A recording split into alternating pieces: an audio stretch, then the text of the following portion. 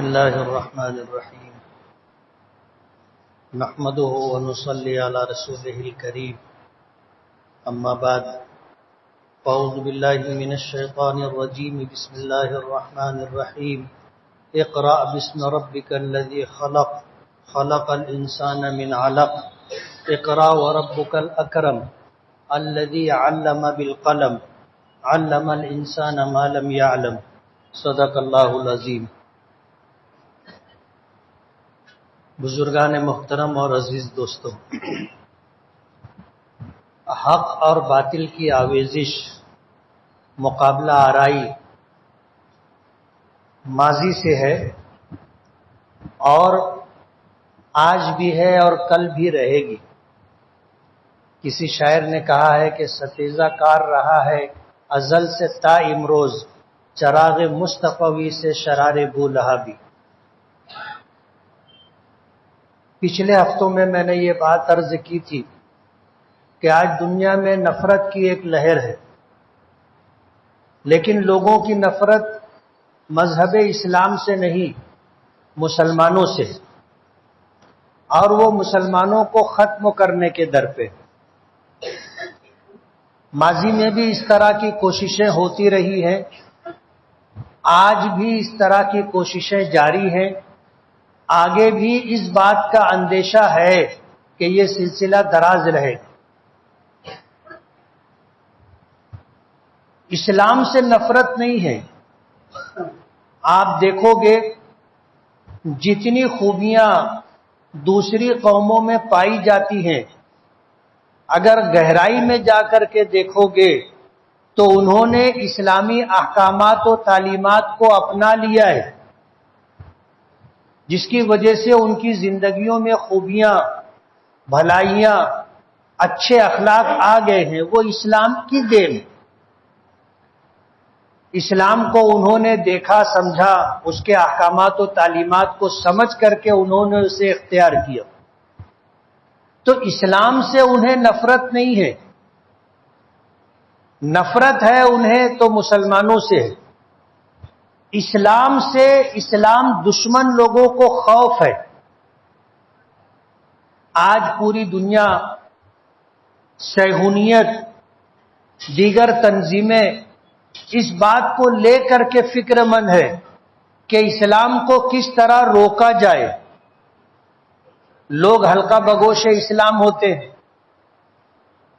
اچھے اچھے لوگ جب مذاہب کا مطالعہ کرتے ہیں تو مذاہب کا مطالعہ کرنے کے بعد تقابلی طور پر جب دیکھتے ہیں تو انہیں اسلام میں اچھائیاں نظر آتی، اور جب اس پر زیادہ وہ لوگ ریسرچ کرتے ہیں تو ایک وقت آتا ہے کہ دل اس بات کو قبول کر لیتا ہے۔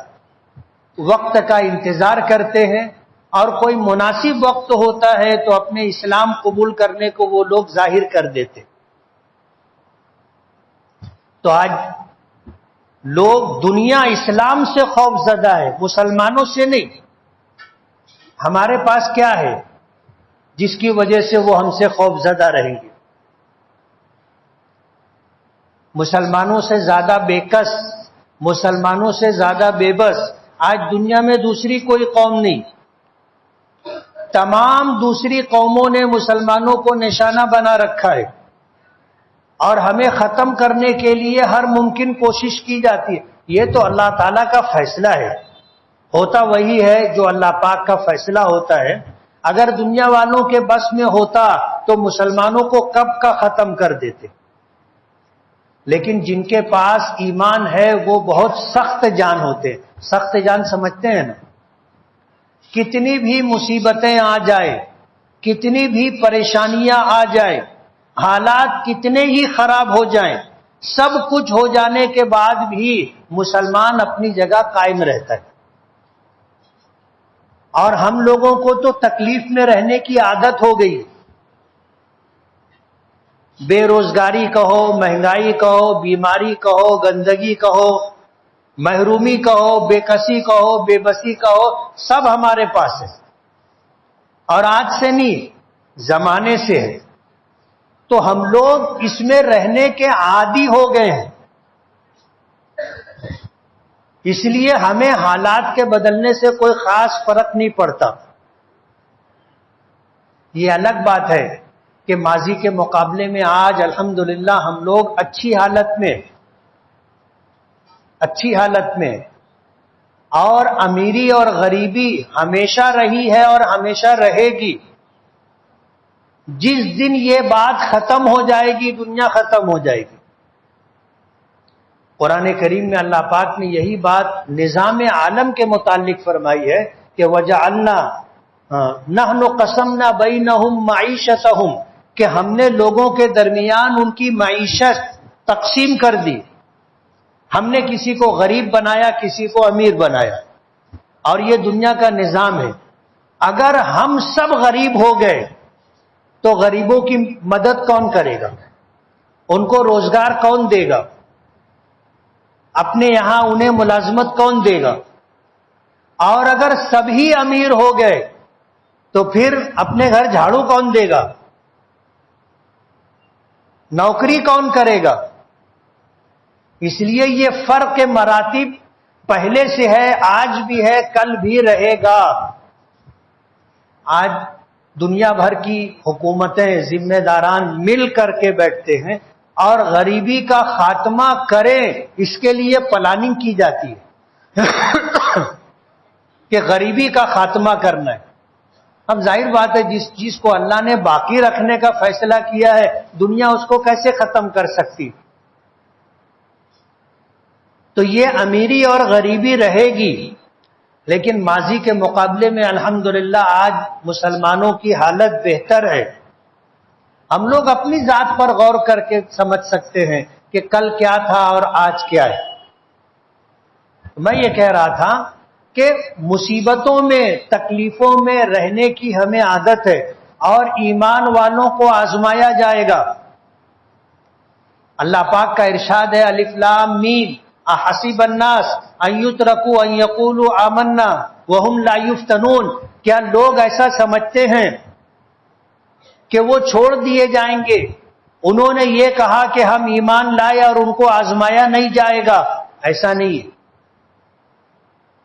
ایمان ہے ہمارے پاس تو آزمائش رہے گی. اللہ نے مصیبت پیدا کی ہے، مصیبت وہ پریشانیاں پیدا کی ہے تو ظاہر بات ہے اللہ نے اسے پیدا کیا ہے تو اسے دربے میں بند کر کے تھوڑی رکھیں گے. مصیبت بھی اللہ کی مخلوق ہے، پریشانی بھی اللہ کی مخلوق ہے. اللہ نے پیدا کیا ہے تو وہ آئے گی. نہیں آئے گی ایسا نہیں، آئے گی. اور ہم ہی لوگوں کے درمیان آئے گی، انسانوں کے درمیان. تو حالات آتے ہیں، حالات سے ہم نہیں گھبراتے اور گھبرانا بھی نہیں چاہیے.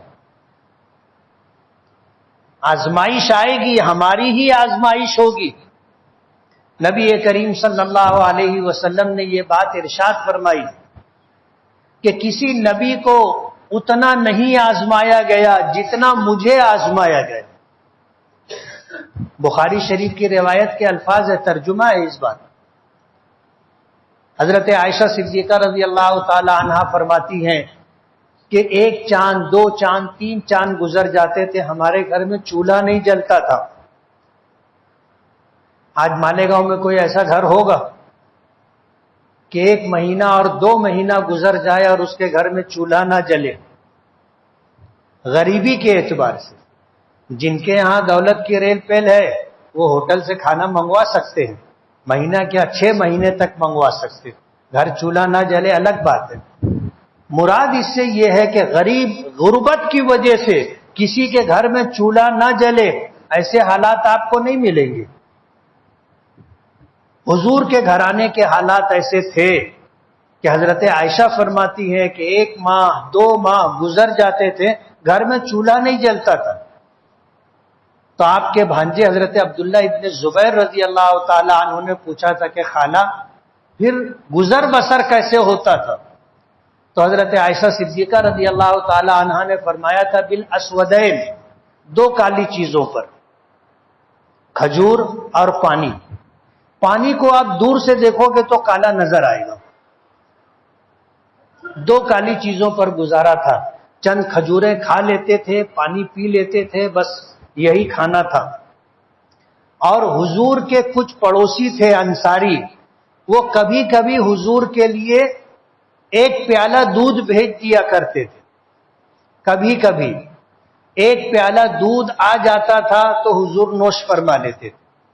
حضرت ابو ہریرہ رضی اللہ تعالی عنہ کا واقعہ آپ کو یاد ہوگا، سنایا تھا میں نے کہ حضرت ابو ہریرہ رضی اللہ تعالی عنہ پیٹ کے بل مسجد نبوی میں اس چبوترے پر لیٹے ہوئے تھے جس کو صفہ کہا جاتا ہے. بھوک کی وجہ سے طبیعت میں نقاہت تھی، اوندھے لیٹے ہوئے تھے.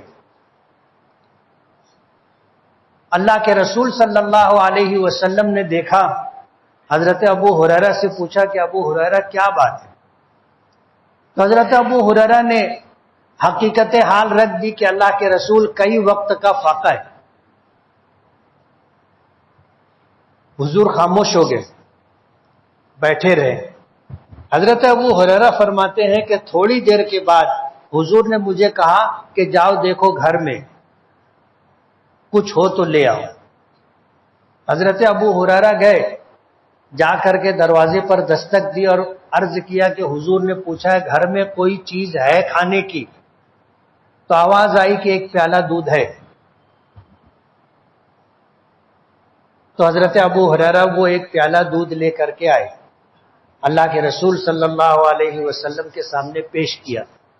تو حضور نے فرمایا، مجلس تھی، کافی لوگ تھے، حضور نے فرمایا کہ لوگوں کو پلاؤ. حضرت ابو ہریرہ کہتے ہیں کہ میں یہ سوچ رہا تھا کہ یہ ایک پیالہ دودھ میرے لیے ناکافی ہے، میں خود بھوکا ہوں اور کئی وقت کا بھوکا ہوں، تو یہ ایک پیالہ دودھ تو میرے لیے ناکافی ہے. اللہ کے رسول صلی اللہ علیہ وسلم نے حکم دیا کہ ابو ہریرہ سب کو پلاؤ. مرتا کیا نہ کرتا، وہ صحابہ کرام تھے، اللہ اس کے رسول کے احکام، اللہ اس کے رسول کے حکموں کے پابند تھے. حضرت ابو ہریرہ لے کر کے پیالہ پہلے کے پاس گئے اور حضرت ابو ہریرہ دیکھ رہے تھے کچھ بچتا ہے کہ نہیں. اب پہلے آدمی نے پیالہ لیا، منہ سے لگایا. اب حضور کے گھر سے پیالہ آیا تھا دودھ کا، ہم ہوتے تو ہم بھی جی بھر کے سیر ہو کر کے پیتے کہ پتہ نہیں دوبارہ ملے نہ ملے. اللہ کے رسول کے گھر سے آیا ہے تو ہر ایک نے سیر ہو کے پیا. پہلے نے پیا، دوسرے نے پیا، تیسرے نے پیا، جتنے لوگ تھے سب نے پیا. حضرت ابو ہریرہ کہتے ہیں کہ جب سب نے پی لیا تو میں اللہ کے رسول کے سامنے پیالہ لے کر کے گیا تو حضور نے مسکرا کر کے فرمایا کہ ابو ہریرہ اب تم اور میں ہم دو ہی باقی رہ گئے. اور اس کے بعد حضور نے حضرت ابو ہریرہ کو کہا کہ تم پیو. تو حضرت ابو ہریرہ نے بسم اللہ کر کے پیالہ منہ سے لگایا، پینا شروع کیا، سیر ہو کر کے پیا. پھر جب حضور کی طرف بڑھایا تو حضور نے فرمایا کہ ابو ہریرہ اور پیو. تو حضرت ابو ہریرہ فرماتے ہیں کہ میں نے حضور کے حکم پر پیالہ دوبارہ لے کر کے اور پیا اور میں چھک گیا، سیر ہو گیا. میں پیالہ دینے لگا تو حضور مسکرائے اور فرمایا کہ ابو ہریرہ اور پیو. تو میں نے کہا کہ اللہ کے رسول بس. حضرت ابو ہریرہ فرماتے ہیں کہ پھر حضور نے وہ پیالہ لیا اور اللہ کا نام لے کر کے حضور نے پھر وہ دودھ پی لیا. حالات ایسے تھے کہ حضور کے گھر بھی کچھ نہیں رہتا تھا. حضرت عائشہ فرماتی ہیں کہ ایک انصاری پڑوسی تھے، وہ کبھی کبھی ایک پیالہ دودھ بھیج دیا کرتے تھے. ہمارے حالات تو الحمدللہ ماضی کے مقابلے میں بہت اچھے ہیں. اس لیے دنیا ہم سے نفرت کرتی ہے، اس کی وجہ بھی ہے. آج مسلمانوں سے لوگ نفرت کیوں کرتے؟ مسلمانوں کے اخلاق اچھے ہوتے، مسلمانوں کی عادتیں اچھی ہوتی تو لوگوں سے تعلقات اچھے رہتے. آج سرکاری ریکارڈ پر آپ جا کر کے دیکھو، پولیس اسٹیشن میں ریکارڈ جا کر کے دیکھو، ہسٹری شیٹر لوگوں میں مسلمانوں کی تعداد زیادہ، چوری کرنے میں ایک نمبر، لوٹ پاٹ کرنے میں ایک نمبر، نشہ کرنے میں سب سے آگے، نشہ آور چیزیں بیچنے میں سب سے آگے، جوا ہے، سٹا ہے، جتنی اخلاقی برائیاں ہیں مسلمانوں میں، آپ جیل میں چلے جاؤ، وہاں کی فہرست دیکھ لو، آدھے سے زیادہ، 2/3 سے زیادہ آپ کو مسلمان ملیں گے۔ دنیا اگر ہم سے نفرت کرتی ہے تو وجہ ہے، اور جو اچھے ہیں لوگ ان کو پسند کرتے۔ جو قوم پتھر کو پوج لیتی ہے صرف نفع کی امید پر، نفع ہوتا نہیں ہے۔ اب آپ بتاؤ کہ پتھر سے کسی کو کچھ ملے گا، لیکن نفع کی امید پر آس میں پتھر کی پوجا کر لیتے، جانور کی پوجا کر لیتے، ہر اچھی چیز جس میں کوئی چیز نظر آئے اچھائی اس کی پوجا کر لیتے، جس سے ڈر لگتا ہے اس کی پوجا کر لیتے۔ یہ ان کی تاریخ ہے۔ تو آپ کے اندر اگر اچھائیاں ہوگی تو کیا وہ آپ سے تعلقات نہیں رکھیں گے؟ ہندوستان کی تاریخ اٹھا کر کے دیکھ لیں، ہندوستان میں اسلام مسلمانوں کے اخلاق سے پھیلا ہے۔ تاجر آئے تھے ساحلی علاقوں میں، ساؤتھ میں، وہاں آنے کے بعد انہوں نے تجارت کی، اور ایک وقت آیا کہ لوگوں نے ان کو چن کر کے دیا کہ تم ہم پر حکومت کرو، لیکن مسلمانوں کو یہ چیز نہیں چاہیے تھی۔ ان کے اخلاق سے لوگ متاثر ہو کر اسلام قبول کرتے رہے۔ تاریخ میں آتا ہے کہ جب انہوں نے واپس جانے کا فیصلہ کیا تو لوگوں نے روکا کہ آپ مت جاؤ، آپ کیوں جا رہے ہو؟ آپ کو کیا چاہیے ہم دینے کے لیے تیار ہیں، لیکن آپ واپس مت جاؤ۔ محمد ابن قاسم آئے تھے سندھ کے علاقے میں، آنے کے بعد پہلا مقابلہ ہوا، اس کے بعد جب استقلال ہو گیا تو مسلمانوں کے اخلاق سے متاثر ہو کر کے لوگوں نے اسلام قبول کرنا شروع کیا۔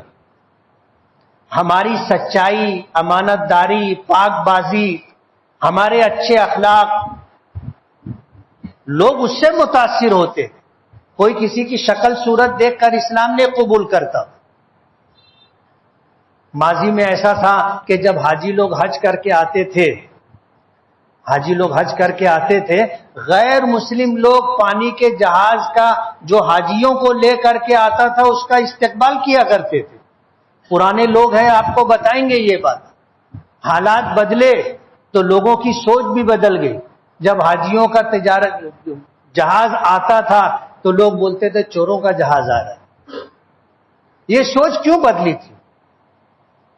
ہمارا عمل بدل گیا تھا، ہمارے طور طریقے بدل گئے تھے۔ آج ہم سے اگر نفرت ہے تو ہماری خرابیوں کی وجہ سے، گالی دینے میں، بدتمیزی کرنے میں، بڑے لوگوں کی بے احترامی کرنے میں، چھوٹوں پر ظلم کرنے میں کون سی برائی ہے آج مسلمانوں میں؟ نہیں۔ آج سٹا، جوا اور نشہ ایک دم عام ہو گیا ہے۔ ابھی شہر میں خودکشی کے واقعات بھی بڑھتے جا رہے ہیں۔ آپ نے کبھی سوچا کہ خودکشی کیوں کر رہے ہیں لوگ؟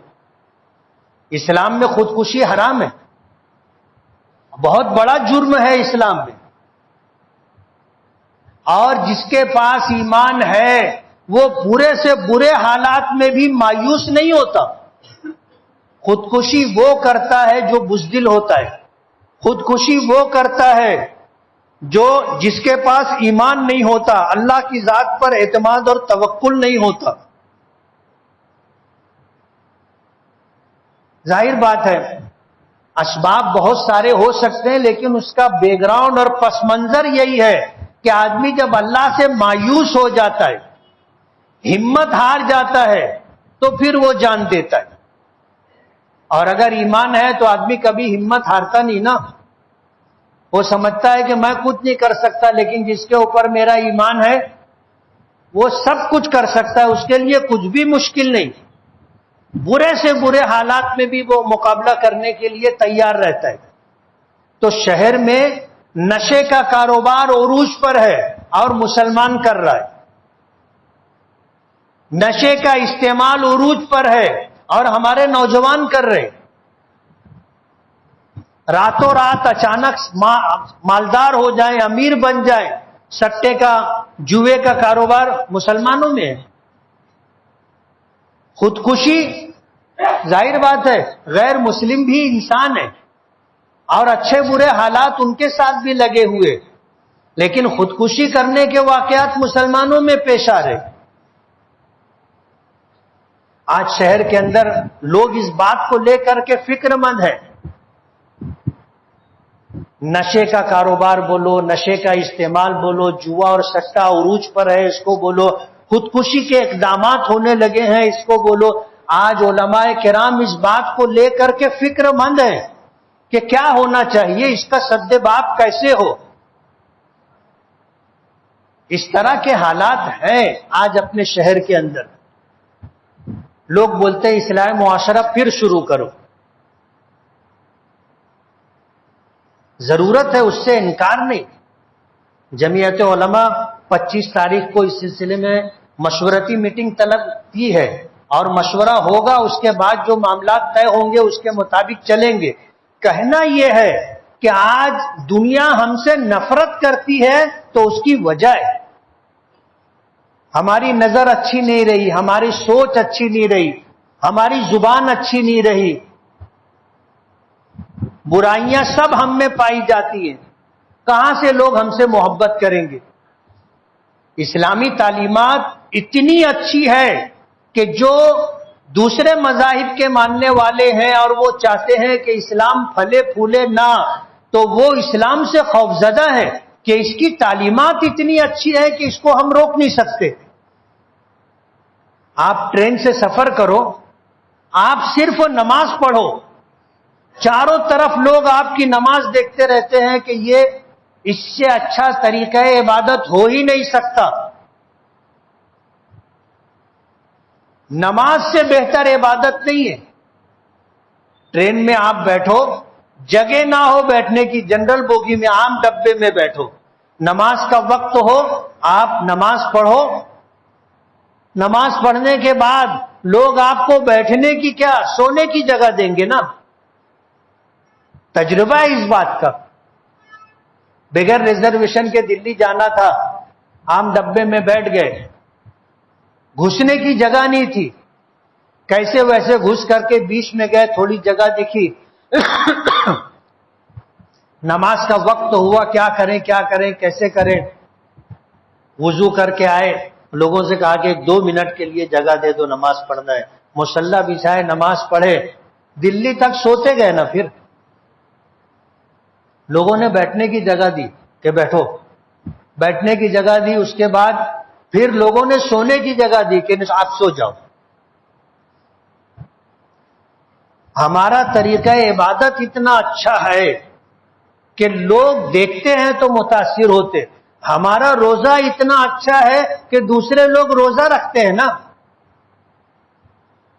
وہ کہتے ہیں کہ وہ بڑا روزہ جو ہو رکھتا ہے, بڑا روزہ کون سا, 27واں روزہ, بڑا روزہ وہ ہم رکھتے.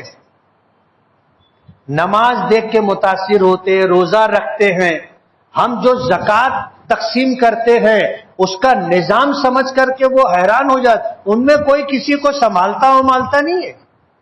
ہمارے یہاں جو لوگوں کو لینے دینے کا مزاج ہے دوسری قوموں میں نہیں ہے. زکوٰۃ کا نظام وہ لوگ دیکھتے ہیں, سنتے ہیں تو حیران ہو جاتے. حج طریقہ عبادت ہے. حج کو وہ لوگ کس احترام کے ساتھ دیکھتے ہیں. آج بھی جو ان میں لوگ ہیں, کوئی حج کر کے آئے تو بولتے آؤ حاجی صاحب, حاجی صاحب, احترام کے ساتھ نام لیتے. تو آج لوگ ہم سے نفرت کرتے ہیں, اسلام سے نفرت نہیں کرتے. اور ہم سے نفرت کرنے کی وجہ یہ ہے کہ آج ہم میں کون سی برائی ہے جو نہیں پائی جاتی. غیر تو غیر, اپنے بھی ہم سے پریشان ہے نا. ماں باپ اپنی اولاد سے دکھی ہے, بھائی کی بھائی سے بنتی نہیں ہے, بھائی بہنوں کو کبھی پوچھتے نہیں ہیں, پاس پڑوس کے لوگ ہمارے حالات کیا ہیں آپ کو پتہ ہے. پہلے ایسا ہوتا تھا کہ ہمارے یہاں کچھ اچھا برا پکتا تھا تو آزو بازو میں 2-3 گھر جاتا تھا. ان کے یہاں کچھ پکتا تھا تو ہمارے یہاں آتا تھا. لوگ آتے تھے, آ کر کے بولتے تھے ایک پیالی آٹا دے دو. لوگ دیتے تھے اور پھر واپس بھی آتا تھا. یہ جو لینے دینے کا مزاج تھا, اپنے یہاں کچھ پکا کسی رشتہ دار میں کسی پڑوسی کے یہاں بھیجنا, پہلے روزانہ ہوتا تھا. اب تو سالوں سال گزر جاتے, کبھی اپنے گھر ہوتا ہے ایسا؟ ہمارا بس چلے تو گھر میں بریانی پک رہی ہے, خوشبو بھی پڑوس میں نہیں جانا چاہیے. ایسے ہو گئے. ہم کو یاد ہے بچپنا, گلی محلے میں بڑے بوڑھے لوگ تھے, جمعہ کے دن بازار آتے تھے. یہاں سے پھلی ہے, رتالو ہے, جام ہے, کیلا ہے, ایسی فروٹ لے جاتے تھے. اور عورتیں ہوتی تھی ٹوکری میں لے کر کے آتی تھی, اور پھر گلی میں بچوں میں وہ تقسیم کرتے تھے اور اپنے گھر بعد میں لے کے جاتے تھے. آج ہے کوئی کسی کے بچے کو دیتا ہے؟ ایک کیلا کوئی کسی کے غریب کے بچے کو نہیں دیتا. پڑوسی ہم سے خوش نہیں. گھر میں کسی بچے یا بچی کا رشتہ لگنے لگتا ہے, سب کو بولتے کسی کو بولنا مت, آزو بازو والوں کو معلوم پڑے گا تو رشتہ ہی ٹوٹ جائے گا. لوگ پریشان رہتے نا, آتے مفتی صاحب کوئی عمل بتاؤ, کوئی دعا بتاؤ. جہاں سے بات آتی ہے دیکھ کے جاتے, واپس ہی نہیں آتے نا. اور پھر ایک نیا سلسلہ شروع ہو گیا ہے, دیکھ کر کے جاتے اور پھر یہ ہوتا کیا جواب ہے, تو پہلے گول مول بات رہتی ہے, بعد میں کہتے استخارے میں نہیں آیا. اب استخارہ بدنام ہو گیا. سردار لوگ, اغوا لوگ کہنے لگے کہ کیا کرنا چاہیے. مشورہ دینا پڑا کہ اب کسی کے بھی بیٹی بیٹے کو بتانا ہے تو دیکھنے والے کو بولو کہ بھائی ان کے یہاں بیٹی ہے, آپ کا بیٹا ہے, رشتہ کرنا ہے کیا, رشتہ کرنا ہے. تو وہ اگر بولیں گے دکھاؤ, تو بولے دیکھو مت, پہلے استخارہ کر لو. پہلے استخارہ کر لو, اگر سمجھ میں آئے استخارے میں تو دیکھنے آنا, نہیں سمجھ میں آئے تو مت آنا. آج نہیں بولنے کے لیے ایک اچھا بہانہ ہاتھ آ گیا, بولے استخارہ کیے تھے, استخارے میں نہیں آ گیا. لوگ ہم لوگ کے پاس آتے, مفتی صاحب استخارہ کرو. میں نے کہا بھیا ہم لوگ استخارہ نہیں کرتے. سنت یہ ہے کہ جس کا معاملہ ہو صاحب معاملہ استخارہ کرے, صاحب معاملہ استخارہ کرے. جس کا رشتہ ہو رہا ہے وہ استخارہ کرے, جو ان کے سب سے زیادہ قریبی لوگ ہیں ماں باپ, وہ استخارہ کرے. امام صاحب کے سر مصیبت کیوں لاتے؟ بولے استخارے میں نہیں آ گیا. بولے کون استخارہ کیا تھا؟ بولے مفتی صاحب, امام صاحب. اب وہ جو آدمی سن لیتا وہ امام اور مفتی صاحب سے متنفر ہو جاتا کہ اچھا بھلا سب کام تھا, یہ نہیں بول دیے, نہیں ہو گیا. حالات اتنے ہمارے خراب ہو گئے ہیں, اسلامی احکامات و تعلیمات کو چھوڑ کر کے ہم زندگی گزار رہے. دنیا ہم سے نفرت کرنے لگی, کوئی ہم کو قریب کرنے کے لیے تیار نہیں. آج کوئی ہم پر بھروسہ نہیں کرتا. وجہ اس کی یہ ہے کہ ہم بھروسے کے لائق رہ نہیں گئے. اس لیے آج ہم پر جو حالات ہیں, اللہ پاک کا ارشاد ہے وما اصابکم من مصیبت فبما کسبت ایدیکم ویعفو عن کثیر. تم کو جو مصیبتیں پہنچ رہی ہیں یہ تمہارے ہاتھوں کی کمائی, اور کتنی مصیبتیں تو اللہ درگزر ہٹا لیتا ہے. ورنہ ہمارے اعمال ایسے ہو گئے ہیں کہ ان اعمال کی وجہ سے جس حالت میں اللہ نے ہمیں رکھا ہے یہ بہت اچھی حالت ہے. اگر ہر برائی پر اللہ پاک کی طرف سے حالات آنے لگے تو ہم ایسے بھی نہیں رہیں گے نا. ضرورت ہے اس بات کی ہم دوسروں کو نہ دیکھیں, اپنے آپ کو دیکھیں. کوئی بھی کام کرنے سے پہلے آپ سوچو میں جو کر رہا ہوں برابر ہے کیا. میں جو بولنے جا رہا ہوں, بولنے سے پہلے آپ سوچو کہ مجھے بولنا چاہیے کہ نہیں بولنا چاہیے. ضروری بات ہو، دین و دنیا کا فائدہ ہو تو بولو، نہیں تو مت بولو۔ صبح ہوتی ہے، زبان کے سامنے جسم کے سارے اعضاء ہاتھ جوڑتے، اس سے گزارش کرتے کہ دیکھ تو ٹھیک رہنا، تو ٹھیک رہے گی تو ہماری خیریت ہے، ورنہ تیرا کچھ نہیں بگڑتا، تو 32 دانتوں کے درمیان رہتی، سر ہمارا پھٹتا ہے، ہاتھ پیر ہمارے ٹوٹتے ہیں، مصیبت پریشانی ہم پر آتی ہے، زبان بول دیتی ہے، بس حالات بگڑ جاتے۔ آج ہم پر جو مصیبت ہے اور ہم سے دنیا کی دوسری قومیں اور مذاہب کے ماننے والے جو نفرت کر رہے ہیں، اس کی وجہ ہماری بدعمالیاں ہیں، ہماری بد اخلاقی ہے۔ جھوٹ بولنے میں ہم ایک نمبر پر، خیانت کرنے میں ہم ایک نمبر پر، گالی دینے میں ہم ایک نمبر پر، جھگڑا کرنے میں ہم بہت تیز، آپے سے باہر ہو جانا ہماری معمول کی بات ہو گئی۔ دو آدمی جھگڑا کر رہے ہوں، آپ ہٹاؤ تو دونوں سنبھلتے نہیں نا، دونوں سنبھلتے نہیں۔ میں تو بولتا ہوں جان دو، ہٹ جاؤ، نہیں مان رہے لڑو چلو، تو دونوں ایک دوسرے کے سامنے کھڑے رہتے ہیں، اب بول، جھگڑا ختم ہو جاتا۔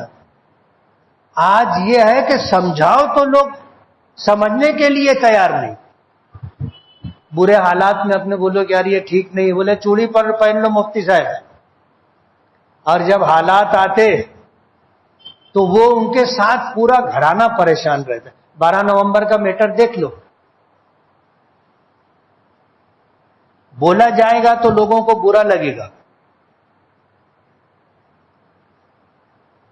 ظاہر بات ہے سرکار دو عالم صلی اللہ علیہ وسلم کی اہانت و توہین کی گئی تھی، کوئی صاحب ایمان اس میں پیچھے نہیں رہ سکتا، لیکن اس میں پتھراؤ کرنا، ایسی قانون اپنے ہاتھ میں لینا اور اس کی آڑ کے اندر دوسرے پروگرام لے کر کے چلنا، یہ کون سا طریقہ ہے؟ شہر میں گولی چلانے والوں کی ضمانت ہو گئی، پتھر چلانے والوں کی ضمانت نہیں ہوئی ہے۔ کبھی غور کیا اس پر؟ انتظامیہ وہی ہے، کورٹ وہی ہے، جج وہی ہے، وکیل وہی ہے، جرم بڑا ہے، جنہوں نے گولیاں چلائی ان کی ضمانت ہو گئی، جنہوں نے پتھر چلائے ان کی ضمانت نہیں ہوئی۔ کبھی آپ نے تنہائی میں غور کیا کہ ایسا کیوں ہے؟ نیتیں کیا تھیں اللہ بہتر جانتا ہے، لیکن جو پروگرام تھا اور اس پروگرام کے پیچھے کا جو پروگرام تھا، ظاہر بات ہے اس کی وجہ سے حالات ہے۔ اس لیے ہمیں خود پر غور کرنا ہوگا۔ آج اسلام سے نفرت نہیں ہے، مسلمانوں سے نفرت ہے، اور نفرت کی وجہ ان کی بدعمالیاں اور بد اخلاقیاں ہیں۔ اسلام سے لوگ محبت کرتے، اسی لیے اسلامی تعلیمات کو اپناتے ہیں، اور وہ لوگ جو اسلام کو روکنا چاہتے ہیں وہ اسلام سے خوفزدہ ہے کہ اس کو کوئی روک نہیں سکتا، پانی اپنا راستہ بنا لیتا ہے۔ اسلامی تعلیمات قیامت تک باقی رہے گی، کوئی روک نہیں سکتا۔ اس لیے آج ضرورت اس بات کی ہے کہ شہر میں نشے کے خلاف، شہر میں سٹہ کے خلاف، جوا کے خلاف، شہر میں اقدام خودکشی کے خلاف آج لوگ فکر مند ہیں، پریشان ہیں کہ ان مصیبتوں سے اور ان بداخلاقیوں اور بدعمالیوں سے اللہ ہمارے شہر کی حفاظت فرمائے۔ لوگ فکر مند ہیں، کوشش اپنے اپنے طور پر کر رہے ہیں، ہم سب ذمہ دار ہیں۔ یہ کام کسی ایک دو آدمی کا نہیں ہے، ہر ایک کا کام ہے۔ ہر آدمی اپنے آپ کو سنوارے، بنائے، اپنے گھر کی فکر کرے، اپنے بچوں اور بچیوں کے اوپر نظر رکھے، کن لوگوں کے ساتھ اٹھتے بیٹھتے ہیں، کہاں آتے جاتے ہیں۔ آپ نظر رکھو، اپنا گھر آپ سنبھالو۔ آپ نے اپنا گھر سنوار لیا، سنبھال لیا، ہر ایک نے اگر اپنا گھر سنوار لیا، سنبھال لیا، یہ مصیبت اور لعنت ختم ہو جائے گی۔ اس لیے ضرورت اس بات کی ہے کہ ہم خود فکر مند اور اس پر غور کریں کہ لوگ ہم سے کیوں دور ہیں، لوگ ہم سے کیوں نفرت کرتے ہیں، لوگ ہم کو کیوں مٹانے کی کوشش کرتے ہیں۔ اس کی وجہ دیکھیں اور جو وجہ ہو اس کو ختم کرنے کی کوشش کریں۔ اگر آپ یہ راستہ اپناؤ گے، ہم کو کسی سے کوئی ڈرنے اڑنے کی ضرورت نہیں ہے، اور کوئی ہم کو مٹا بھی نہیں سکتا اگر ہمارے اندر اچھائی ہوگی۔ اللہ پاک نے اس دنیا کا ضابطہ بنایا ہے۔ فَأَمَّا الزَّبَدُ فَيَذْهَبُ جُفَاءً وَأَمَّا مَا يَنفَعُ النَّاسَ فَيَمْكُثُ فِي الْأَرْضِ۔ سیلاب آتا ہے، دریا میں پانی بہتا ہے، جھاگ اوپر آتا ہے، فرمایا یہ بے نفع چیز ہے، کسی کے لیے کام کی نہیں ہے، اس کو تو ختم ہونا ہے، وہ ختم ہو جائے گی، لیکن جو چیز نفع بخش ہوتی ہے، وَأَمَّا مَا يَنفَعُ النَّاسَ، وہ چیز جو لوگوں کے لیے نفع بخش ہوتی ہے، فَيَمْكُثُ فِي الْأَرْضِ، اللہ تعالیٰ اس کو زمین میں باقی رکھتا ہے۔ وہ اللہ کی مخلوق کے لیے نفع بخش ہے، اللہ اس کو باقی رکھتا ہے۔ ہم اپنی ذات سے اگر نفع بخش ہو گئے، اللہ ہمیں باقی رکھے گا، دنیا کی کوئی طاقت ہمیں مٹا نہیں سکتی۔ اور اگر ہم نے اپنے آپ کو بے نفع بنا لیا، بلکہ ہم اگر آگے بڑھ کر کے لوگوں کے لیے نقصان دہ ہو گئے، تو اللہ ہم کو مٹا دے گا۔ وآخر دعوانا ان الحمد للہ رب العالمین۔